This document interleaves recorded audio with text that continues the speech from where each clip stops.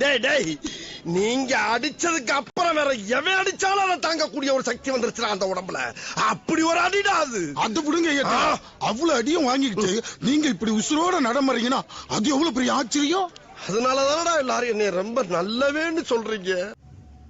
Hi guys, எல்லாத்துக்கும் happy new year. இன்றைக்கி நம்ம வீடியோவில் என்ன பார்க்க போகிறோம்னா 2020யும் 2019ஓட ட்ராயிங்ஸையும் பார்க்க போகிறோம். சரி வாங்க வீடியோக்குள்ளே போகலாம்.